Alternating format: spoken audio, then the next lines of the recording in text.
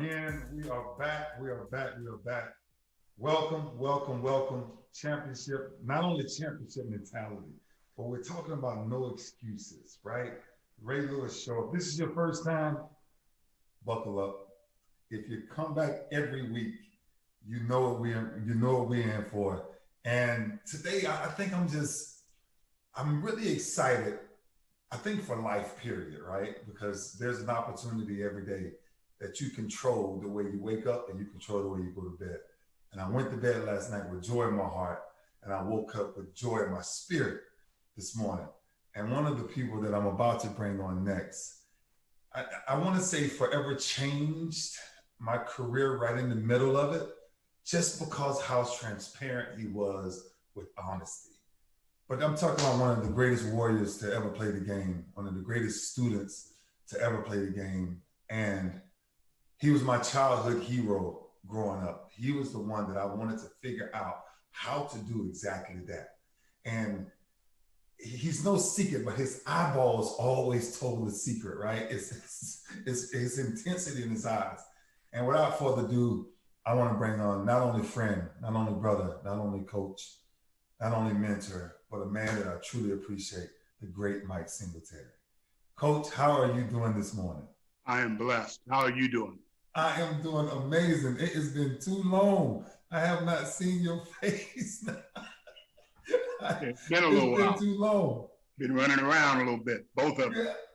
Yeah, you running around a little bit. Coach, listen, I tell the story all the time, and I kind of want to go a little bit in reverse, right, before I go to your career. But there's a moment that we had, and it was a moment on the sideline. And I tell people this all the time about my leadership when it changed for me. Remember playing the Jets, right? I come to the sideline and you grab me from the sideline and you look at me, and this is recorded, and you say to me, Ray, you can't speak to people like that. You can't react like that on the football field. You have to be in control. If you don't like the call, we come to the call. When that moment happened in my life, I'm telling you, Coach, it forever changed the way I spoke to my players forever going forward, right? Or the way I reacted on the football field. And that moment for me was a defining moment. I truly believe in my career when you coached me of developing and going further in my leadership. What did you think that moment meant for me personally, but for you when you actually said it? Because it was intense. It was an intense moment. And I was looking at you and I was like, I don't know if I want to listen right now. Like, I just want to be me right now. What did that moment mean?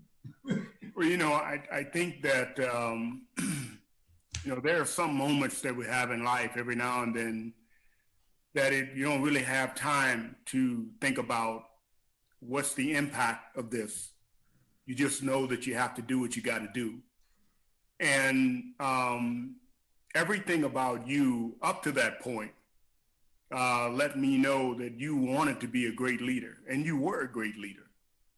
But all of us have to have somebody come alongside of us that have been there before and understand the effect of what you're doing and be able to say, you don't want to go that way. You don't want to do it that way. I've been there, and that's not the way you want to do it. This is the way you go. And so at that moment, it was just something that you knew you had to say as a coach. And whatever came after that really was going to be a determining factor as to the kind of leader you were going to be and how your teammates received you. Now, I started that for a reason, because now I'm going to go all the way back. 1985, I'm 10 years old. I'm watching this kind man now, but I'm watching this monster in the middle. I'm watching this man who understands everything about the defense. There were Wilbur Marshall, you had Richard Dent, this Bears defense was legendary. Why did you become the leader of that defense?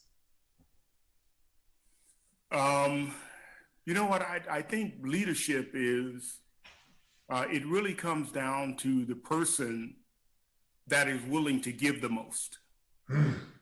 And I think, I mean, all of himself, all of herself. That person that is willing to say, it's kind of like the lion in in the wilderness. And that lion is walking around, and he's not the biggest, he's not the fastest, he's not the strongest, but he doesn't know it. But he's willing to die and give his life for everything that he believes that he's in charge of, that he's in control of.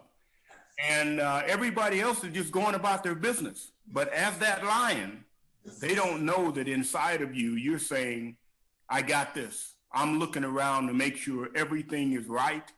I'm not going to let anybody rise above the other. I'm not going to let anybody put anybody down. We're all on one team, and I am going to do everything I can to make sure that it's fair for everybody, and starting with me. First of all, I cannot believe you just used that lion. I'm gonna share a video with you later. You would have saw that was me speaking just then when we talked about the lion. When did you guys know that defense was gonna be that special? Did you know it, or I mean, was the conversation around we can really be dominant? We can be the best to ever do it.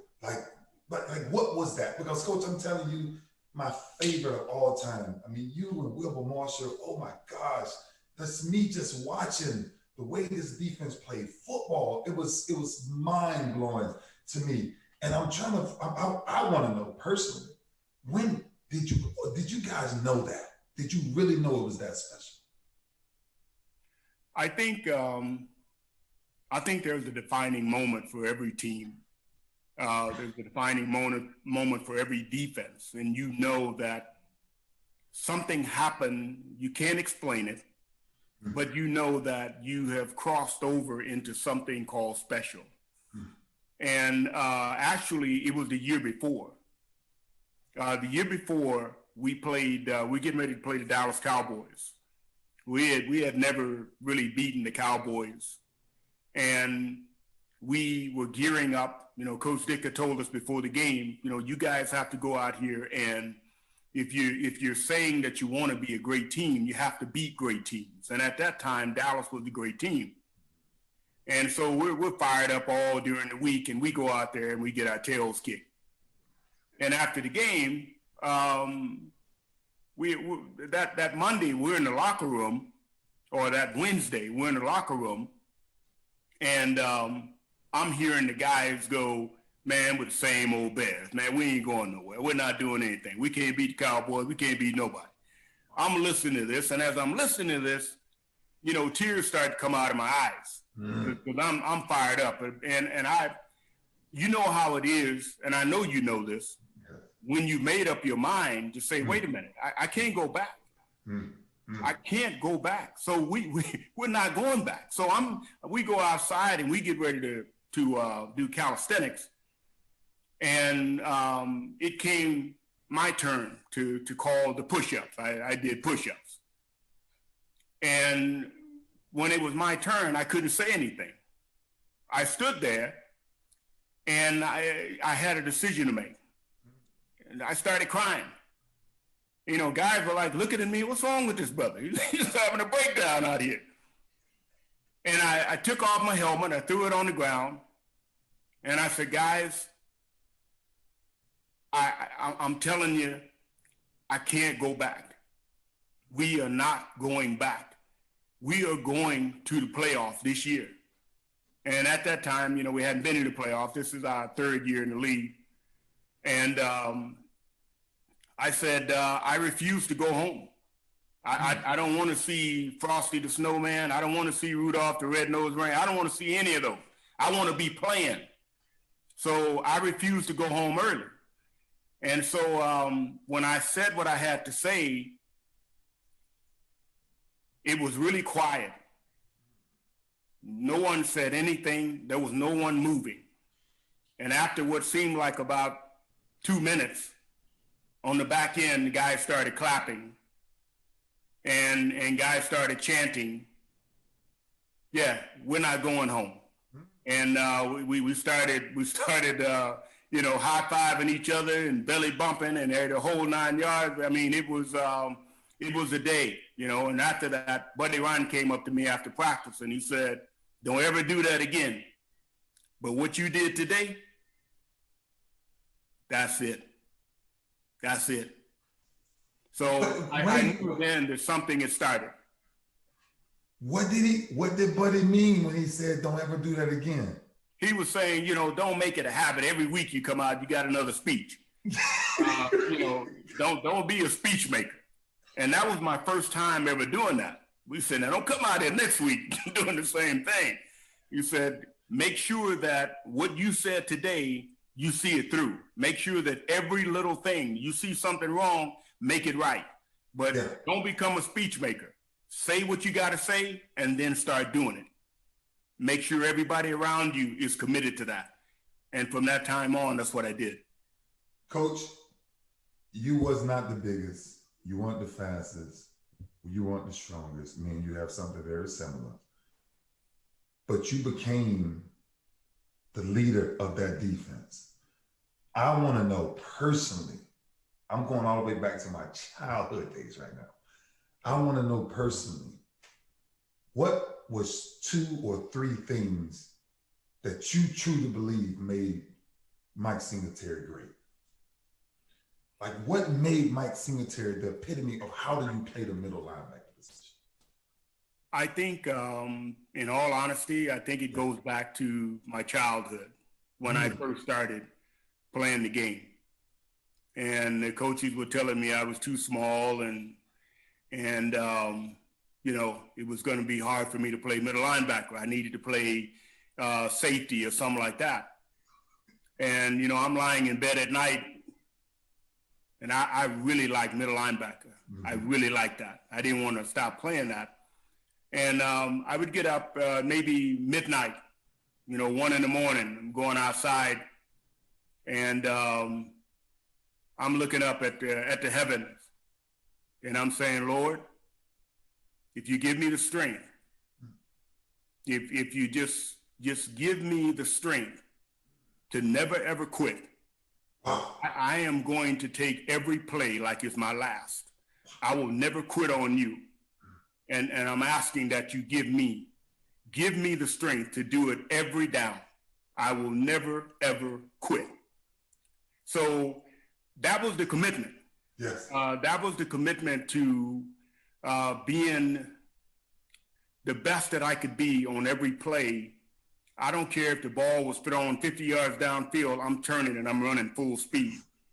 And so I had to learn how to not go full speed every minute that I was on the field.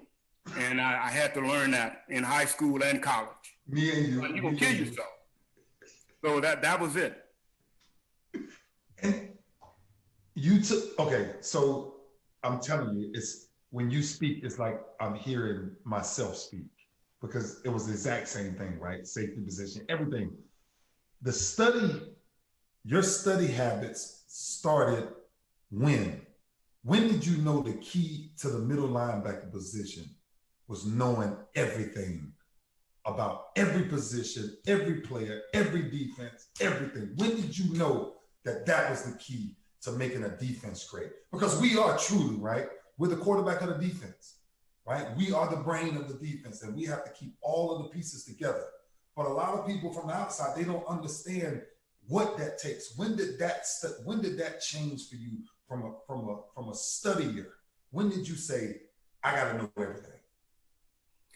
I remember talking to Buddy Ryan in my second year. Yeah.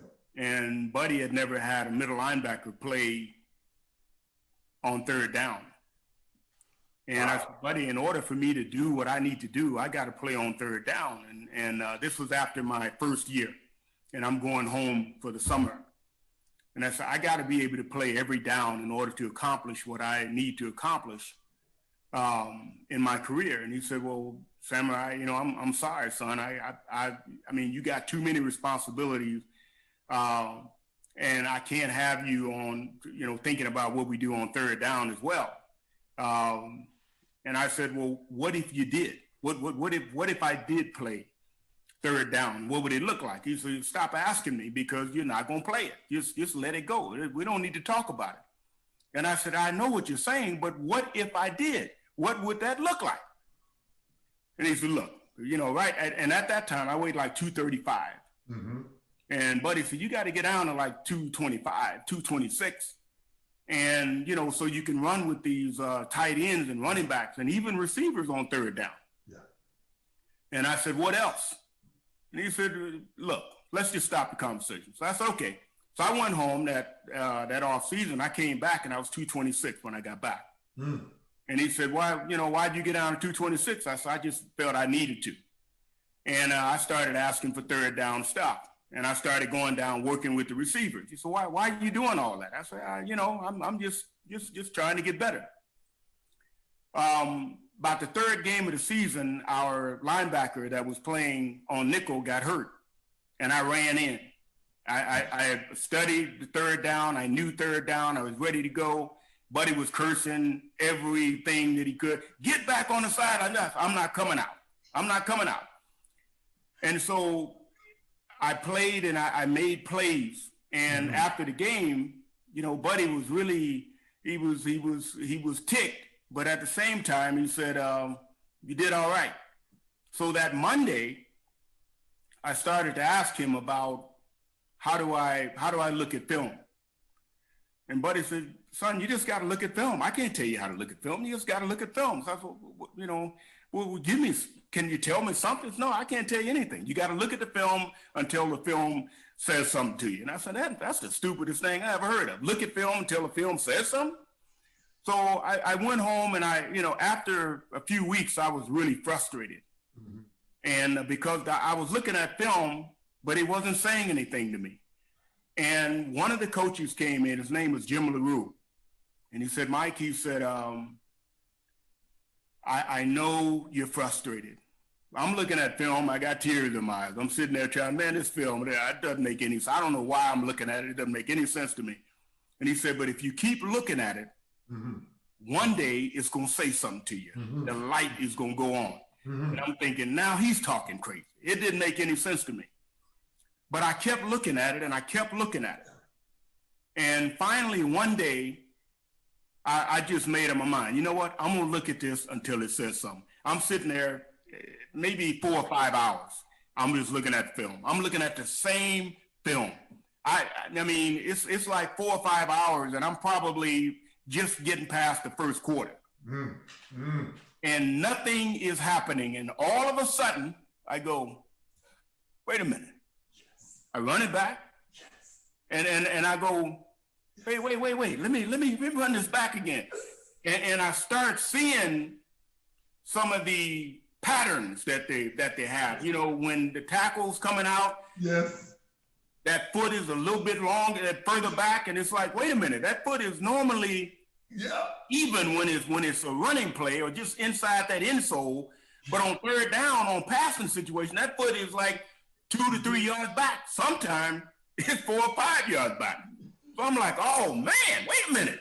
So I'm starting looking at the running backs. Okay, on one play, he's 2 yards back. On another play, he's 3 yards back. Or he shifted to the right or to the left. And I'm getting up, I'm screaming in my part. I'm like, woo, wait a minute. Here it is, baby. I know what you're doing now.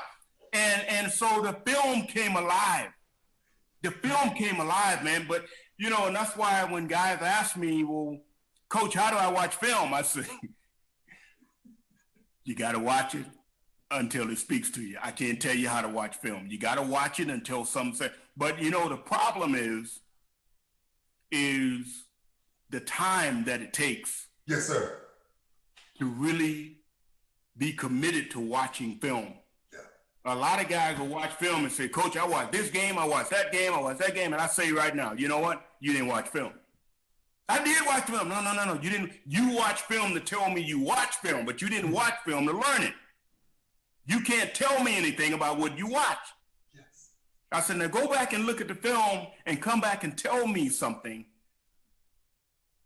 that you didn't know when you turned it on. Yes. So to me, that is really what it comes down to, the quality of time that you're willing to put in to watch the film. I mean, imagine when people ask me, why were you so excited when you were playing? I said, it's like an open book test. When you get ready to take a test and you know the test, oh man, you're like, I can't wait. I'm dreaming about this. I'm gonna kick the crap out of this test. But when you're not ready, you're like, how long do we have to take the test? How long is it? Or what chapters was it on? But when you know the test, and that's like a game, man. When you know the game, you know what to play. If you know 90% of the time where the play is gonna go, do you not get excited about that? Wow. Oh yeah. Oh yeah.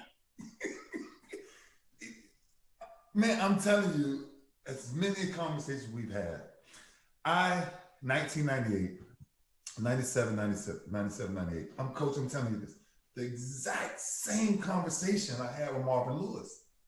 And I said, Marvin, you're asking me, a brother of ours in the Hall of Fame, Damani Dawson, you're asking me to beat Damani Dawson, and I'm telling you, I don't know how to beat Damani Dawson. And he keeps saying, go watch film.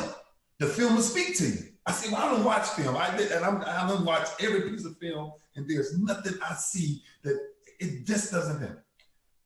This is exactly what changed. You just said it.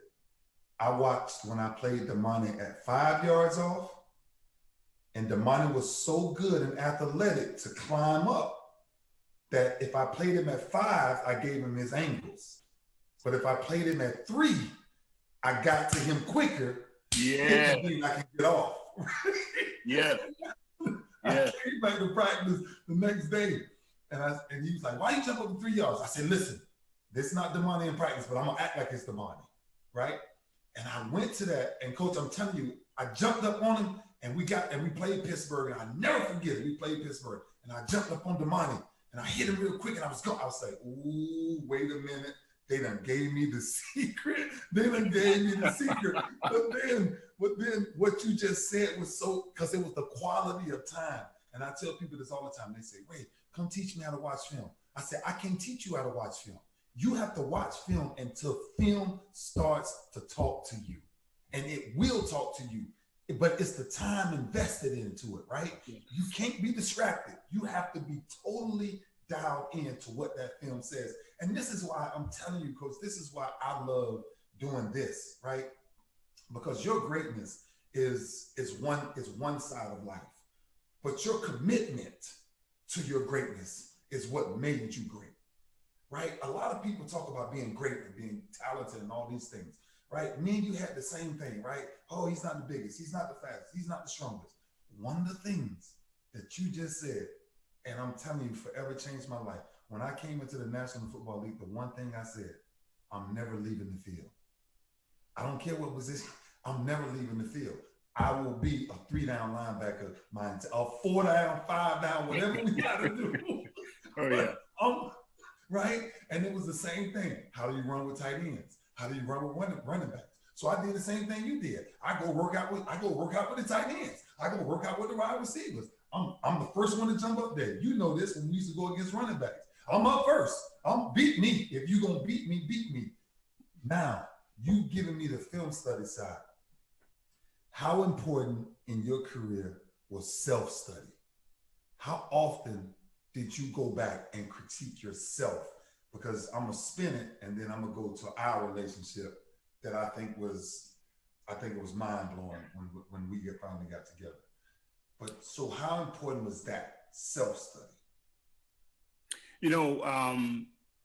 Once you start as a player to begin to gain notoriety as someone who is really studying, I remember after my 3rd year in the league, I was coming downhill really fast. Mm-hmm. And, guys were like, man, y'all blitzing every play. No, we're not blissing. We're playing regular, but I just know what the play is. And so what happened is that next year, they started running more counters. And they started running more misdirections. And it was frustrating to me. It kind of sounds like Lamar Jackson this year, playing quarterback. Man, they know everything I'm doing. You know what? You know, so no, you just got to go deeper. You know, but it was like, wait a minute, buddy. What's happening here? I'm going downhill, but you know, they're beginning to use your strength against you. And so now, you know, when we start talking about shuffling, now you really got to start that shuffle. You got to get into that shuffle mode. And I'm like, oh man. So now I really had to learn how to dance when you're going through those bags and you're going through, you can't just fly downhill, because now they know when you know that it's a run. And when you step up 3 yards, like you were talking about, when you step up now, you're 3 yards up. Now you move. When you move, that is used against you because you take a step up, and now they got you because you're already committed. So that counter play is going to work. It's going to be hard for you to make that counter play or the misdirection play. So, wow, I really began to learn that maybe I come up 3 yards, and as the quarterback gets in his cadence, I need to get back a half a yard or maybe another whole yard, and still find that sweet spot where I can still do what I was doing. It may not be as quick as I was getting there before, but I'm not going to get beat by the counterplay. I can cover myself. So that's when I really started and really comes into play when you're covering tight ends and running backs, being able to know their moves, being able to know what they're looking for from you. You know, normally I'm going to try to get my hands on them early. And if you're covering a really good tight end, they're looking at you, they're looking at your moves. Well, I know he's gonna try to come and get me early. So that first jam he's trying to get, boom, I'm gonna overlay him and I'm going. And now I'm behind. So it was always, you know, the better you get in the game, the more time you have to spend, because they're always looking at you. Once you gain some kind of attention and notoriety or whatever, now they're studying you. And if you don't do a good job of self-scouting yourself, then you're going to get in the game and they're going to be laughing at you, because you're going to be very frustrated as a player because you're not getting there and you're wondering why. And they're using your strength and making it a weakness. It's the one thing I think forever changed my game is when I started to self-study the most, because of that reason that you said. Because I read so fast, you know this, and I'm gonna fast forward because there was a conversation that you had before you became my coach. There was a conversation you had with yourself about what you thought I was gonna be like before you coached me. And this is gonna go into the pop, right? So give me that conversation, because that conversation leads into self-study. And what was that conversation when you got hired as the Baltimore Ravens linebacker coach? You getting ready to come coach me. I ain't gonna put words in your mouth. What did you think? What was the first expression came out your mouth? What you thought? And then we'll go into it from there. When I knew I was gonna be coming to Baltimore, I thought, dang, I go to Baltimore, I got to deal with Ray Lewis. This brother gonna be talking. He's gonna know everything. He's gonna be, Coach, I know. I got it. Like, wait a minute, man. How am I gonna coach somebody like that? This brother is gonna know. He's gonna tell me, I already know that. I know how to do this. And so that was my preconceived notion and feeling before coming to Baltimore. Yeah. Go ahead. Yeah. And so this is what's crazy. you get to Baltimore, and this is a story I'm telling you, people have to know.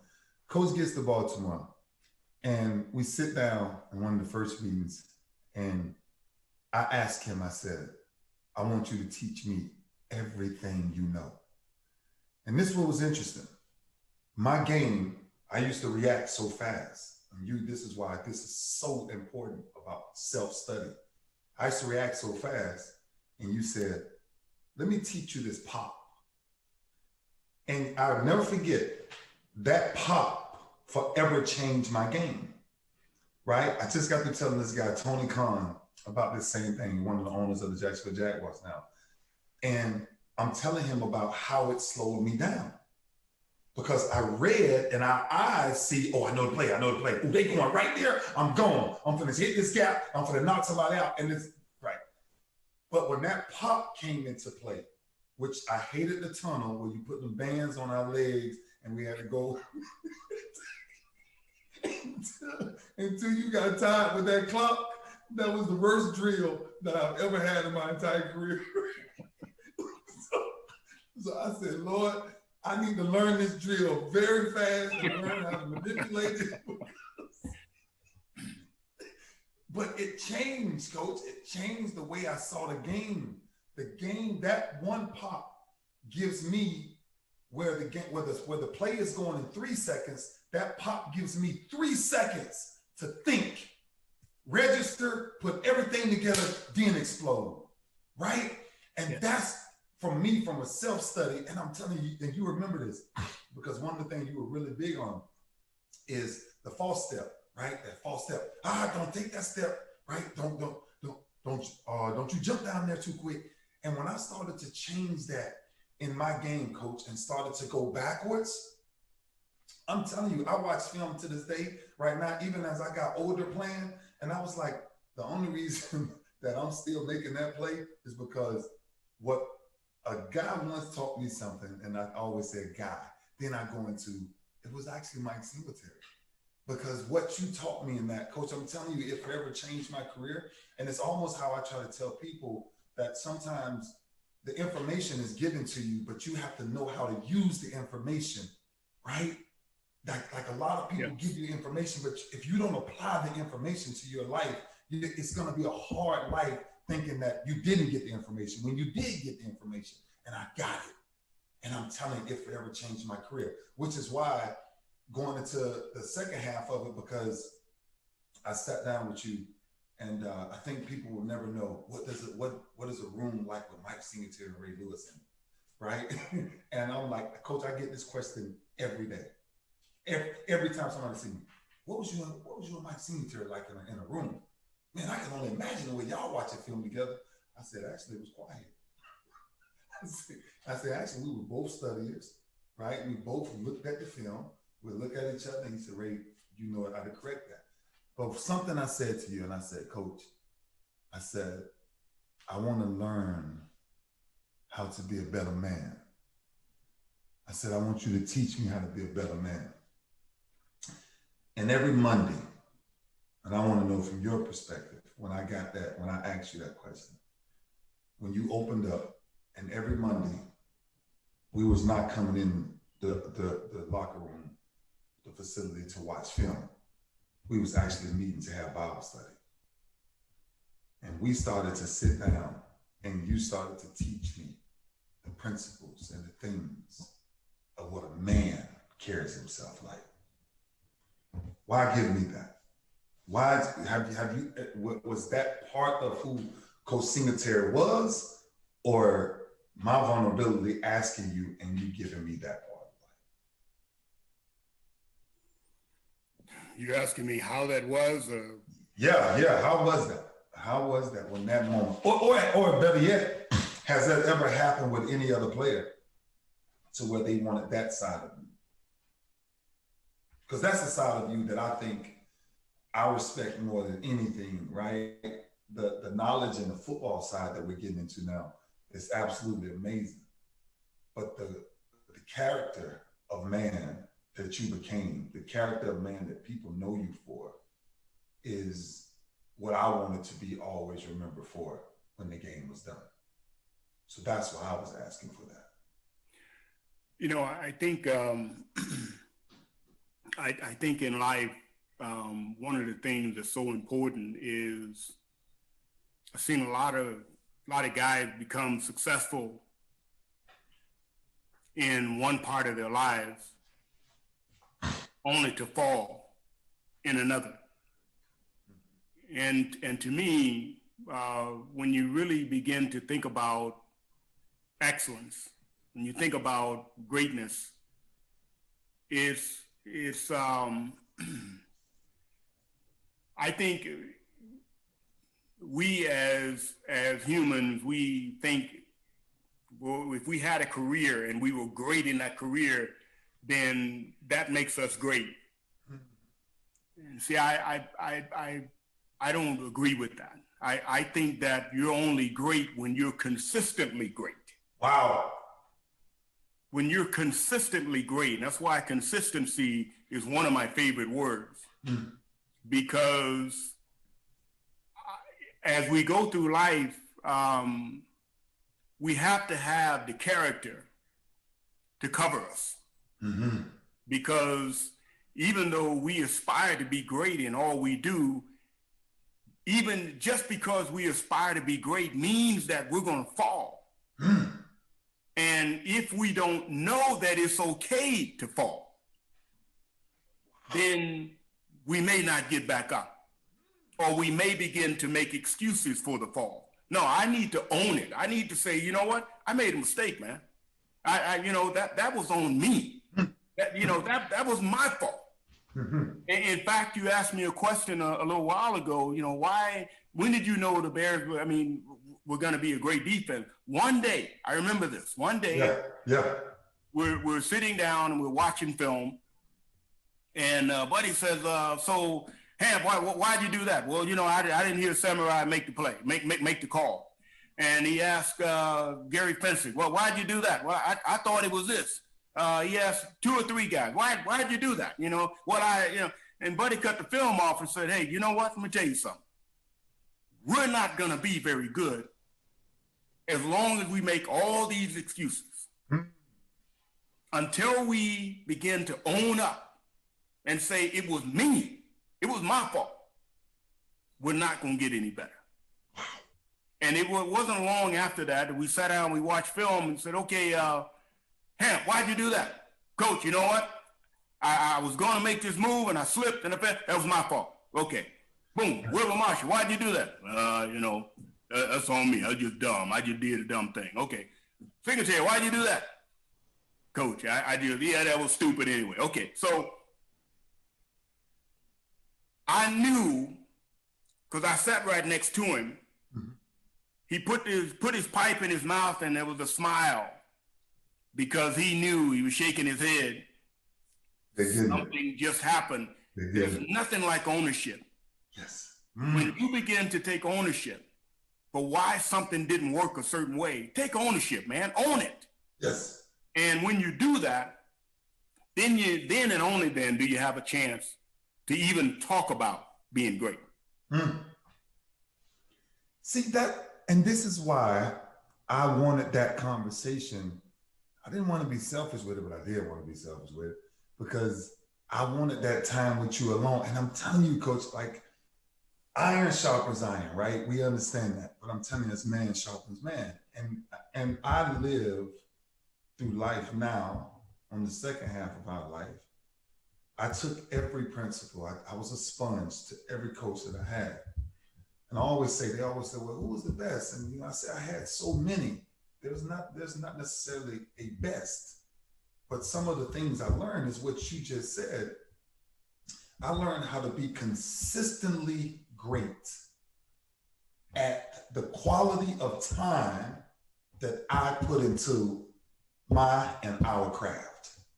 That's where I became a student of Mike Singletary's and the Willie Lanier's, because that type of mentality it is what it is. It's rare. It's rare. You don't see. We will see good players come and go, but you will rarely see that type of greatness because The quality of time separates the good from the great. It separates great from greatness because the consistency of never giving in until you understand it. And when you take ownership, that's when we changed as a defense in 2000. When I closed the door and told Marvin, I said, Marvin, you got to leave. This is not about you. We have to figure this out. And every man in this room got to be held accountable for our freaking jobs. Don't tell me you sorry. Just get done what you got to get done.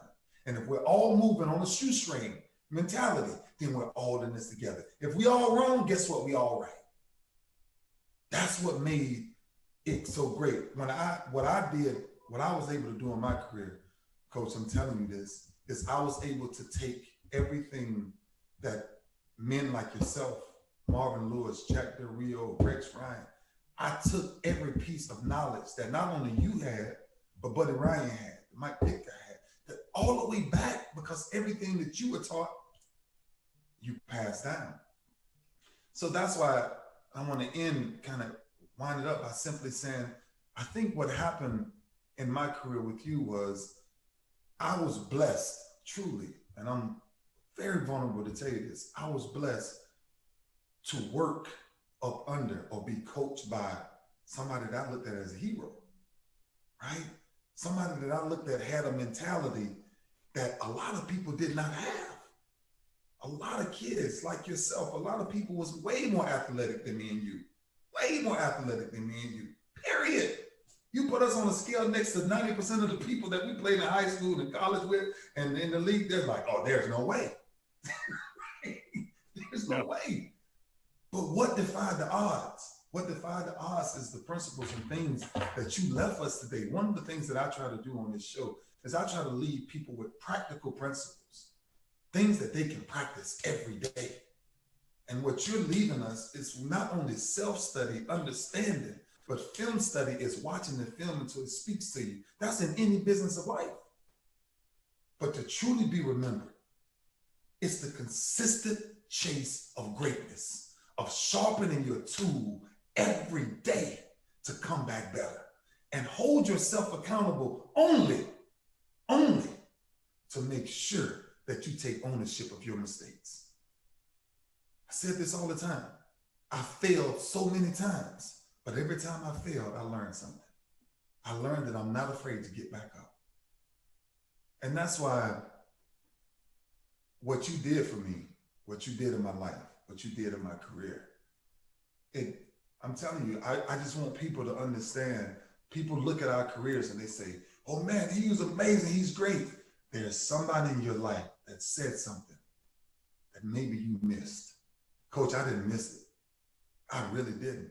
And everything that I practice to this day are principles that men like yourself has passed along. And I was a sponge enough to get it. I just think, honestly, I think this thing that we're doing, this is why I'm doing it. We need to do more of this because kids don't understand it no more. The essence of you're great now, but to join the company of greatness, it takes a lot of isolated time. That's the quality of time you're speaking about, right? And that's the information that we have to be bold enough to get out. So Coach, I cannot thank you enough. You are absolutely amazing. I could talk to you for the next 2 hours, but we want to make sure, right? Because I learn something every day. And now I learned why I teach the way I teach. Since that day on the Jet sideline, I've never raised my voice again unless it was passion, right? That when I spoke to another player. Never. Pittsburgh, 3rd down and 23, Darius Webb. You don't give up a 3rd down and 23, not in the cover 3. He gave up a 3rd down and 23, cover 3 in Pittsburgh. Oh my gosh. And I remember sprinting down the field. And the only person voice I could hear speaking to me is your voice in my head, saying, Ray, your voice carries. You can't speak to people like that. And I ran down the sideline. He was like, I'm so sorry. Ray, I'm sorry. I said, don't be sorry. We all make bad plays. but you will show me who you are by what you do the next play. Now he became one of the best. He became an animal out there on the football field, but it's a credit to you on what I learned from you. So not only thank you for joining the show, thank you for pouring into me. Thank you for spending that a long time with me. Thank you for giving me that pop, because that pop, it forever changed my career. It really did. And the way that I studied film and the things that we did. And Coach, I appreciate you, man. We'll be talking some more. But you are a blessing. You are the man that I knew in 1985 when I was 10 years old without a father. I was looking for somebody to mimic. I was looking for somebody that had that it factor. And you said something about the lion, and I'm gonna leave you with this. Yeah, he may not be the biggest, the fastest, or the strongest, but I promise you, when you come up, you better bring everything with you to deal with him. And that's the way we play it. Amen. The great Mike Singletary, my coach, my brother, mentor. I thank you so much, Coach. You're absolutely amazing. Thank you, man. Thank you for joining the show. I got so much knowledge. I have to, Courtney. We're gonna have to figure this out, team. We got to figure this out, how to distribute all of this, because this is too much content, and it's too great of content. And you're amazing, and your energy is just like mine. And so, poof.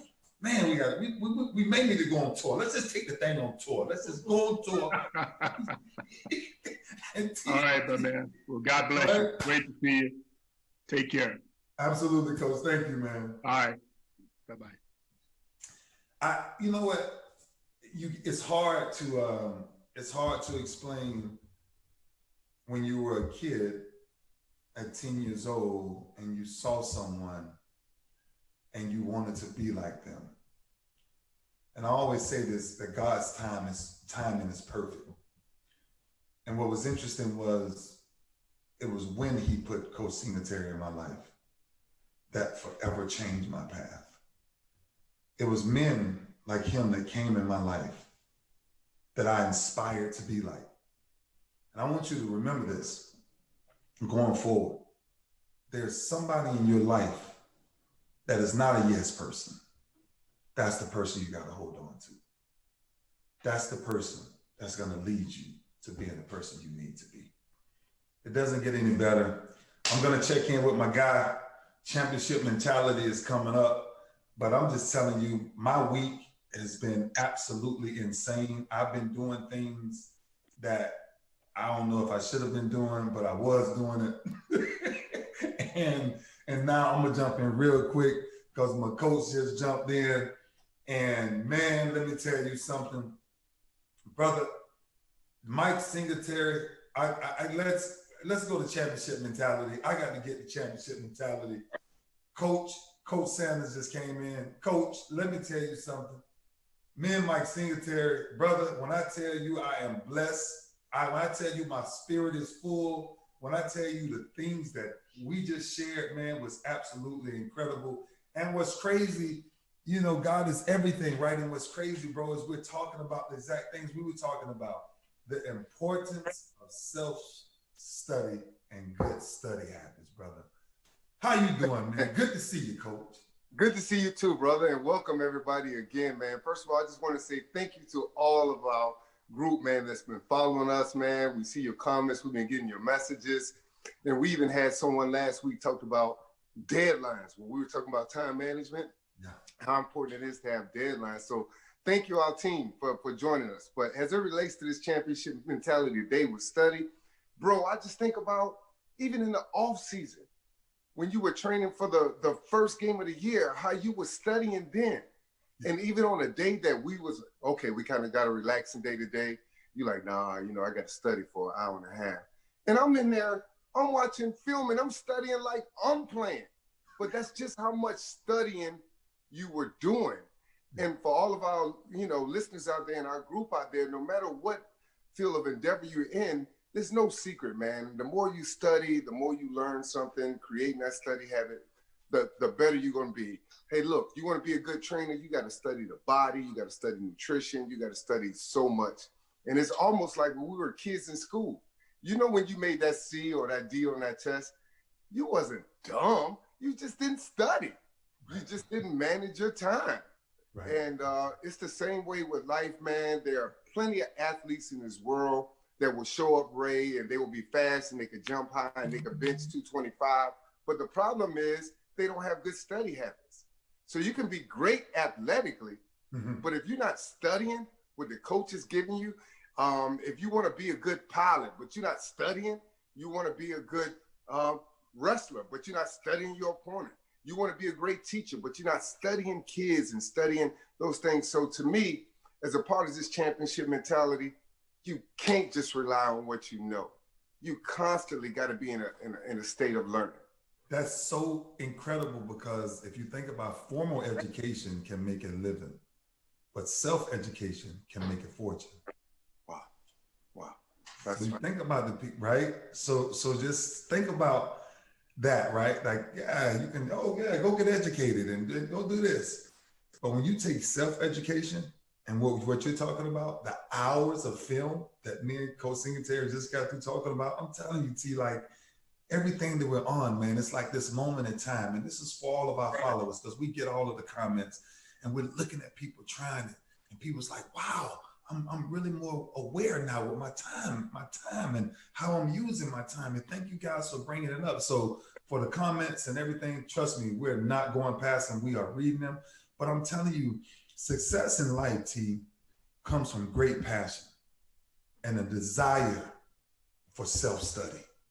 One of the things that I just listened to with Mike Singletary, and I asked him how much self-study that he did. And do you know that same self-study that forever changed my career when me and you was together, and how much I started to study and understand that pop and understanding when that pop, I remember that. when that pop forever changed my game. And we are talking about this, bro. And it's like I'm telling people, and I'm telling somebody today, self-study. If you want to change your life, he said something about being great. Greatness is one thing, but consistently chasing greatness is what creates greatness. Consistently chasing greatness. You know, we grew up, man, and having an education and a degree was important in our household. That's what they wanted us to do. A lot of people are first generational, kids that got a degree in their family. But one thing is that we got this notion that it's over once you graduate from college. And what I found out is that it just began. Like there's so much out there that we don't know. And then sometimes our educational system has been set up by an oppressor. So what you've learned is not going to help you get ahead in life. And so being practical like we do every week, man, I love to give people the tips that we use, the tips that help us along the way. Because a lot of people are busy. But my wife pick up my daughter in a pickup line. She got to get there 45 minutes to an hour because the line is ridiculous. That's her time of study. If you got to drive to work and it take you 45 minutes to get there and 45 minutes to get back, make that your study time. Even at lunch break, I know in between work, now it's time to eat, but man, and growing up, although we're both authors, we didn't grow up this way. We didn't grow up big readers. So we started off with audio. We start putting in tapes when we worked out. So for somebody else that may be like, oh man, I don't know what to study or I don't have time, you got to make that time. Remember we talked about time management last week. Look at your schedule and say, hey, how could I sneak in 30 minutes on how to become a better person? Wait a minute, I need 30 minutes on a mindset for this thing that I'm going after. So whatever it is, your vision is, you got to continue to study it. And trust me, I've been doing what I do for 20 years. And sometimes I feel like I don't know nothing because there's so much information out there, but still yet for me to learn. If you're not willing to learn, no one can help you. Wow. But if you're willing to learn, no one can stop you. Yeah. Right? That's where we mastered life. That's why the pursuit of greatness for us never stops. Never. Because we're willing to learn. We're always willing to adapt to learn something new or do something different. And we realize because of our formula, nobody can stop us. There's no devil in hell that can stop what we're doing. Right? No. That's why Isaiah 54:17 says, no weapon formed shall prosper, because it cannot form if you're already willing to learn and become a student of not only the word, but become a student of what true greatness is. This is not about sports. True greatness is every day getting up and find a better you every day. See, that's why bro, this is why I love doing this show. And we're going to be quick, man. This is why I love doing this show, because we have been trying something for 20 plus years. And guess what we tried? We've been trying only to do this. How do we better ourselves every day? How do we read something different every day? We didn't. Who would have ever told you, I'm just being honest, that two black men will come out? Black, white, it don't matter. No matter where you from, no matter what demographic you from, no matter how you grew up in childhood, that somebody to tell you that you would be a New York Times bestseller, right? That you write books, that you're distributing knowledge, right? In our communities, in our neighborhood, that was non-existent. That did not exist. And I'm telling kings, buckle up, lock in, and if you're willing to learn, nobody can stop what you're trying to do. That's facts. You want to take care of the pride? Mike Singletary talked about a lion. Everybody on the show knows a lion is one of my favorite animals, but it's his mentality. It's his mentality on how he gets things done. When you show up, when you get up every morning, when I wake up every morning, I wake up with a war in the morning, because I'm telling you, I'm up, and I promise you I'm moving. I'm telling you, it's somebody out there, man. You've been competing with them, whether it's in a classroom or on the field, on your job. The person that really gets ahead is the person that studied. They're not smarter than you. It's just that they made a decision to spend time studying. And that's what we got to do in order to be great, man. And that's the bottom line. You got to humble yourself. If we walk up to someone and they act like they know everything. Oh, I'm running. That's going to be tough for you to learn. You know, you got to participate in your own rescue, you know, and whether it's financial literacy, whatever it is in life, man, there's so much information out there that we don't know that's available to us now because of technology, but it's up to you to put in the time and to learn that information to help you grow. Absolutely. Coach, you're amazing, brother. And this knowledge, I'm blessed every day to do this with men like Coach Singletary and men like yourself. And today is amazing because we're talking about self-study. We're talking about always going to the next level of life and always willing to learn. And no one can stop you no matter what you're doing, right? I said this other day on the podcast. I said on Vitor's podcast, I said, I only had a plan A. I never had a plan B. And sometimes people say, well, what happens when plan A goes wrong? Find different routes to get to plan A. You have to find different outs to get to plan A. And brother, today was absolutely amazing, man. I thank you, brother. You're a blessing. Thank you so much, Coach. We'll talk soon, but this self-study, brother, I'm telling you, this is one of them we just got to sit back and not let this one go, because this is where we can educate people beyond education, right? Because I know sometimes we talk about sports, right? Yeah. And we talk about your study. You were known for your study habits. I mean, known for it. So much so where defensive coordinator started watching film on you. Wait a minute, he's going to overrun this play because he knows the playbook. He knows the play, so I want you to hesitate here. Yeah, offensive coordinators, right? Yeah, offensive coordinators. That's just how deep it was, bro. But that's just football. Even the word says, study yourself to show yourself approved. Study to show yourself approved. Yeah. And so, team, we got to study. Whatever it is you're working on, whatever your vision is, just know you got to continue to refine your gift. You got to continue to learn, be in a constant state of learning for the rest of your life. God bless you, brother. Championship mentality is available to any and everyone. Rounding up, it's simple. The only way to chase greatness, the only way to find greatness is you must consistently be chasing greatness. Self-study is everything. The quality of time that you put into it is more than that.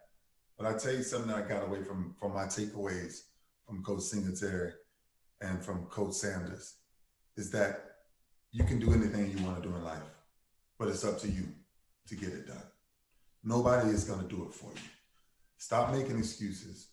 Stop looking for everybody else. Stop spending all this time doing everything else that does not invest in you. You want to make a house concrete, you want to make a house stable enough, build a foundation. And the foundation is found in studying yourself. Self-study is everything. God bless you. Thank you for this week. I am blessed beyond messages listening to Coach Singletary, but this was absolutely amazing. No excuses. You know the rule. There are no excuses in life not to get better. Every day, find a better you. God bless you. See you next week.